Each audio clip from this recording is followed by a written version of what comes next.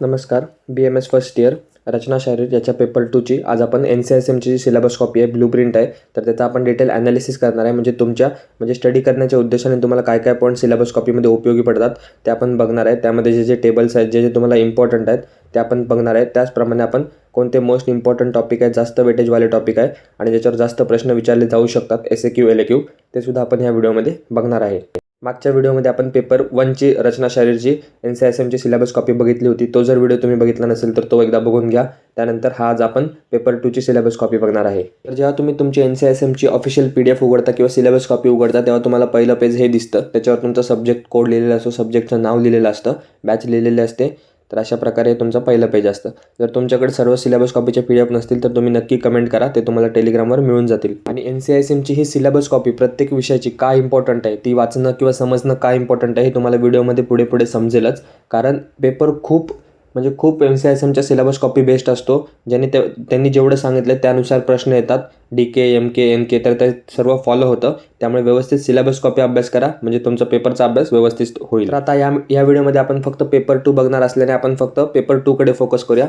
तर तुम्हाला माहिती आहे बेसिक गोष्ट की रचना शारीरचे 2 पेपर आहेत, पेपर 1, पेपर 2. दोन्ही पेपर प्रत्येकी 100-100 मार्काचे आहेत. तर अशा प्रकारे 200 मार्काची तुम्हाला थेरी आहे. बाकीचं प्रॅक्टिकल वगैरे ते एवढं आत्ता गरजेचं नाही आहे. तर मग आता आपण पेपर 2मध्ये कोणकोणते टॉपिक्स येतात, त्याला किती मार्कांचं वेटेज दिलेलं आहे ते आपण बघणार आहे. त्यामध्ये सुरुवातीला प्रमाण शारीर, त्यामध्ये अंगुली प्रमाण, अंजली प्रमाण ते सर्व ते 2च मार्क आलेले आहे, म्हणजे तुम्हाला याच्यावर MCQ विचारतील. त्यानंतर कोष्ट आशय, त्याला 4 मार्कांचं वेटेज दिलेलं आहे. सिरा शारीरला पण 4 मार्कांचं वेटेज दिलेलं आहे. त्यानंतर धमनी शारीरला 2 मार्कांचं वेटेज दिलेलं आहे आणि स्त्रोतस शारीरला 7 मार्कांचं वेटेज दिलेलं आहे. म्हणजे जिथे तुम्हाला दिसेल की 5 मार्कांच्या वरती एखाद्या टॉपिकला वेटेज दिलेलं आहे, तिथे तुम्ही असं अज्यूम करा की SAQ आणि LAQसाठी हा टॉपिक इम्पॉर्टंट आहे, जास्तीत जास्त SAQसाठी. आणि जिथे 10 मार्कांच्या वरती वेटेज आहे तो टॉपिक तुम्हाला LAQसाठी सुद्धा इम्पॉर्टंट आहे. त्यामुळे स्टडी करत असताना ह्या गोष्टींचा विचार करून स्टडी करा, नोट्स काढा. त्यानंतर नेक्स्ट टॉपिक आहेत कला शारीर, त्याला 4 मार्कांचं वेटेज आहे. त्यामध्ये डेफिनेशन, एटिमॉलॉजी, एन्युमरेशन म्हणजे संख्या, हे सर्व तुम्हाला पॉईंट्स करायचे आहेत. 4 मार्क दिलेत, म्हणजे शक्यतो MCQलाच येईल. त्यानंतर इंद्रिय शारीरला 3 मार्कांचं वेटेज आहे, ते सुद्धा MCQसाठी विचारले जातील. त्वचा शारीरवर 3 मार्कांचं वेटेज आहे. म्हणजे असं पकडू नका की 3 मार्क आहेत म्हणजे सर्व मी सांगतोय म्हणजे MCQच येईल. कधी कधी त्याला SAQच्या फॉर्मॅटमध्ये कन्वर्ट करू शकतात 1-2 मार्कासाठी. कारण तुम्हाला माहिती आहे BMSचे प्रश्न कसे असे म्हणजे मिक्स असतात, काय असा डायरेक्ट क्लिअर कट प्रश्न नसतो. तर मग ते सुद्धा SAQ LAQमध्ये देखील 1-1 पॉईंट विचारू शकतात. त्यानंतर मर्मशारीरला 15 मार्कांचं वेटेज आहे. आता रचना शारीरच्या पेपर 2मध्ये मर्मशारीर हा व्हेरी इम्पॉर्टंट टॉपिक आहे. तो तुम्ही व्यवस्थित सर्व पॉईंट्स एकूण एक पॉईंट त्यामधलं कव्हर करायचं आहे, नोट्स काढायचे आहेत आणि व्यवस्थित वाचायचं आहे. कारण त्याला 15 मार्कांचं वेटेज आहे, त्याच्यावर SAQ आणि LAQ फिक्स आहे. त्यानंतर रेस्पिरेटरी सिस्टीमवर सुद्धा 10 मार्कांचं वेटेज दिलेलं आहे, तो सुद्धा थोडा इम्पॉर्टंट टॉपिक आहे.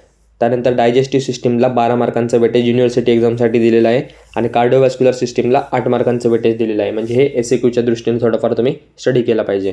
त्यानंतर नेक्स्ट आहे युरिनरी सिस्टीम, त्याला सुद्धा 10 मार्कांचं वेटेज दिले. त्यामध्ये तुमची पूर्ण युरिनरी सिस्टीम येते, त्याचे सर्व ऑर्गन्स येतात, त्याचे सर्व ॲनाटॉमी येते. त्यानंतर रिप्रोडक्टिव्ह सिस्टीमला 6 मार्कांचं वेटेज दिलं आहे. सेम मेल आणि फिमेल रिप्रोडक्टिव्ह सिस्टीम, त्याचे सर्व ऑर्गन्स, त्याची ॲनाटॉमी. त्यानंतर सेन्सरी ऑर्गन्सला म्हणजे जे आपले 5 सेन्सरी ऑर्गन आहेत, इयर, आय, नोज, टंग आणि स्किन, तर त्याचे सर्व स्ट्रक्चर, त्याची ॲनाटॉमी, हे सर्व युनिव्हर्सिटी एक्झाममध्ये तुम्हाला 10 मार्काला विचारलं जाऊ शकतं. तर जे आपण शेवट 4-5 पॉईंट बघितले ते जरा जास्त मार्कांचे आहेत, त्यामुळे ते व्यवस्थित जास्त स्टडी करा. त्याच्यातले प्रत्येक पॉईंट कव्हर करण्याचा प्रयत्न करा, कारण कोणत्याही पॉईंटवर प्रश्न विचारू शकतात. आता हे झालं सुरुवातीचा भाग की कोणत्या टॉपिकला किती मार्कांचं वेटेज आहे. ह्याच्यानंतर तुम्ही काय गोष्ट बघितली पाहिजे की प्रत्येक टॉपिकमध्ये कोणता मस्ट टू नो आहे, कोणता डिझायर टू नो आहे, कोणता नाईस टू नो आहे. हे केल्याने तुम्हाला काय होतं की तुम्हाला समजतं की आपण नाईस टू नोच्या टॉपिकला किती फोकस केलं पाहिजे, म्हणजे ते आपण स्किप करू शकतो कारण ते SAQ LAQला विचारत नाहीत. त्यानंतर डिझायर टू नो नंतर करा लास्टला सगळ्यात शेवटी, कारण त्याच्यावर फक्त एकच प्रश्न असतो SAQ. जास्त फोकस आपल्याला मस्ट टू नोच्या टॉपिकवर करायचं आहे, कारण त्याच्यावर 3 प्रकारचे प्रश्न येऊ शकतात. तर तो जो चार्ट आहे सिलेबस कॉपीमध्ये nice to know, must to know, desire to नोचा, तो आपण ह्या व्हिडिओमध्ये एक्सप्लेन करणार नाही आहे, कारण तो आपण आपल्या प्रत्येक नोट्सच्या व्हिडिओमध्ये सुरुवातीला सांगतच असतो. टॉपिकनुसार जसं आपण टॉपिकच्या नोट्स देईल तसं त्या टॉपिकचे must to know, desire to know, nice to know आपण सांगत असतो. त्यामुळे ते तुम्हाला इथे आवश्यक नाही आहे. परंतु जेव्हा सिलेबस कॉपी वाचता तेव्हा मी तुम्हाला सांगतोय की कशा फॉर्मॅटमध्ये वाचायची. तर त्यानंतर सिलेबस कॉपी जेव्हा तुम्ही खाली स्क्रोल करता तेव्हा तुम्हाला म्हणजे पेपर 2 कशा फॉर्मॅटमध्ये असणार आहे, काय त्याचा फॉर्मॅट आहे पेपरचा ते तुम्हाला दिसेल. तर 20 MCQ असतात 20 मार्काला. त्यानंतर SAQ 8 प्रत्येकी 5 मार्काचे, असे 40 मार्क आणि LAQ 4 प्रत्येकी 10 मार्काचे असे 40 मार्क मिळून 100 मार्काचा तुमचा रचना शारीरचा पेपर 2 थेअरी पेपर असतो युनिव्हर्सिटीचा. तर ही झाली तुमची एक क्लिअर कट आयडिया. त्याच्यामध्ये तुम्हाला सर्व क्वेश्चन्स हे कंपल्सरी असतात अटेम्प्ट करण्यासाठी. कोणत्याही प्रश्नाला तुम्हाला ऑप्शन नसतो आणि 3 तास वेळ तुम्हाला दिला जातो. त्यानंतर नेक्स्ट जेव्हा तुम्ही आणखीन खाली स्क्रोल कराल सिलेबस कॉपीमध्ये, तेव्हा तुम्हाला एक टेबल दिसेल ज्यामध्ये तुम्हाला कोणत्या टॉपिकवर MCQ येणार आहे, SAQ येणार आहे, LAQ येणार आहे, नाही येणार आहे ते तुम्हाला दिलेलं दिसेल. हा फारसा इम्पॉर्टंट नाही आहे. ह्याच्यानंतरचे जे टेबल आहेत ते जास्त इम्पॉर्टंट आहेत. तरी पण हा एकदा बघून घ्या. प्रमाण शारीरवर तुम्हाला MCQ येणार आहे, SAQ LAQ येणार नाहीत. त्याच्यानंतर कोष्टावर तिन्ही पण प्रकारचे प्रश्न आहेत. तसंच शिरा धमनी स्त्रोतसवर तिन्ही पण प्रकारचे क्वेश्चन आहेत. कला शारीरवर पण असं तुम्ही बघाल की फक्त प्रमाण शारीर आणि कोष्ट शारीर, प्रमाण शारीरच असा टॉपिक आहे ज्याच्यावर SAQ LAQ येणार नाहीत. परंतु नंतर जेव्हा तुम्ही डिटेलमध्ये मागे आपण बघितलं की शिरा धमनीला तर 3-3च मार्क आहे, मग त्याच्यावर LAQ कसं, तर ते इथे दिलेलं आहे. पुढच्या टेबलमध्ये तुम्हाला ते अजून एक क्लिअर होईल की कशावर काय प्रश्न येणार आहेत. तर या टेबलमध्ये त्यांनी 2 म्हणजे टॉपिक एकत्रित करून थीम दिलेत की थीम ABCDEFG अशा थीम दिल्या आहेत. तर ए थीममध्ये काय काय आहे, कोष्टा आशय आणि डायजेस्टिव्ह सिस्टीम, ते सर्वाला 16 मार्कांचं वेटेज दिले. ह्याच्यावर तिन्ही प्रकारचे प्रश्न येणार आहेत. त्याच्यानंतर बी थीममध्ये त्यांनी प्रमाण शारीर आणि मर्मशारीर दिले. आता हे थीम का दिलेत हे तुम्हाला नेक्स्ट टेबलमध्ये समजेल.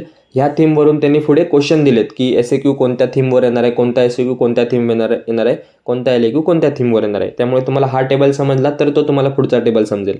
त्यामुळे इथे थीम समजून घ्या. मग सी थीममध्ये त्यांनी 4 दिलेत, शिरा धमनी स्त्रोतस आणि कार्डिओव्हॅस्क्युलर सिस्टीम, त्याला 21 मार्कांचे वेटेज आहे. तिन्ही प्रकारचे प्रश्न येणार आहेत. डी थीममध्ये फक्त रेस्पिरेटरी सिस्टीम आहे 10 मार्क. ई थीममध्ये फक्त युरिनरी सिस्टीम आहे 10 मार्क. F थीममध्ये रिप्रोडक्टिव्ह सिस्टीम आहे 6 मार्क. आणि जी थीममध्ये राहिलेले 4 टॉपिक आहेत कला, इंद्रिय, त्वचा आणि सेन्सरी ऑर्गन्स, ह्याला 20 मार्क दिलेले आहेत. आता हा टेबल जेव्हा तुम्हाला क्लिअर होईल, जेव्हा ही थीम आणि टॉपिक्स क्लिअर होतील, तेव्हा आता लास्ट टेबल आपल्या सिलेबस कॉपीमधला एक राहिलेला आहे. त्याच्यावर डायरेक्ट ब्लू प्रिंट दिलेली आहे पेपरची, म्हणजे रचना शारीरचा पेपर 2 कसा असणार आहे, त्यामध्ये कोणता प्रश्न कशावर येणार आहे हे तुम्हाला ह्या टेबलमध्ये दिलेलं आहे. त्यासाठी हा तुम्हाला टेबल इम्पॉर्टंट आहे. त्यामध्ये सुरुवातीला MCQ दिलेत. MCQ फारसं इम्पॉर्टंट नाही आहे की कोणता कशावर येणार आहे, कारण त्यासाठी तुम्हाला सर्व सिलेबस हा वाचावाच लागणार आहे. त्यामुळे हे एवढे त्याच्यावर जास्त लक्ष देऊ नका. जास्त फोकस तुम्ही SAQ आणि LAQवर करा. त्याच्यावर जे थीम दिलेले आहेत त्याच्यावर जास्त फोकस करा, कारण ते तुम्हाला अभ्यास करत असताना खूप महत्त्वाचं आणि उपयोगी ठरणार आहे. तर आता बघूयात SAQ. तर शॉर्ट आन्सर क्वेश्चन्समध्ये तुम्हाला 8 प्रश्न असतात 5 मार्काचे प्रत्येकी. सगळे क्वेश्चन कंपल्सरी असतात आणि त्यातले 7 क्वेश्चन हे मस्ट टू नोच्या पार्टवर नसतात. एक प्रश्न डिझायर टू नोचा असतो आणि कोणताही प्रश्न नाईस टू नोवर विचारला जात नाही. त्यामध्ये मग आता थीम A, आता मागे आता तुम्हाला हे टेबल बघत असताना तुम्हाला मागचा रेफरन्स घ्यावाच लागणार आहे. त्यामुळे मी फक्त सांगतोय थीम Aवर, Bवर, Cवर प्रत्येकी सेपरेट प्रश्न आहे. F आणि Gवर प्रत्येकी सेपरेट प्रश्न आहे. तसंच D आणि E ह्याच्यावर तुम्हाला 3 प्रश्न आहेत. म्हणजे D आणि E एकदा बघून घेऊया. तर D आणि Eमध्ये तुम्हाला रेस्पिरेटरी आणि युरिनरी सिस्टीम आहे. त्याच्यावर प्रत्येकी तुम्हाला 10-10 मार्कांचं वेटेज दिलेलं आहे, म्हणजे टोटल 20 मार्क. आणि तुम्हाला इथे 3 प्रश्न आहेत म्हणजे 18 मार्क. म्हणजे हे दोन्ही टॉपिक मिळून तुम्हाला 3 प्रश्न विचारणार आहेत शॉर्ट आन्सर क्वेश्चनमध्ये. तर युरिनरी सिस्टीम आणि रेस्पिरेटरी सिस्टीम व्यवस्थित स्टडी करा. त्यानंतर झालं प्रत्येक ABCFGवर सेपरेट प्रश्न येणार आहे. म्हणजे तुम्हाला आता थोडं समजत असेल की हा टेबल समजण्यासाठी तुम्हाला जो मागचा थीमचा टेबल आहे तो समजणं गरजेचं आहे किंवा तो रेफर करणं गरजेचं आहे. तर ते व्यवस्थित एकदा समोरासमोर ठेवून रेफर करा, लिहून काढा की कोणता SAQ कोणत्या प्रश्नावर येणार आहेत आणि त्यानुसार स्टडी करत राहा आणि त्यानुसार नोट्स काढा. हे तुम्हाला खूप फायदेशीर ठरणार आहे.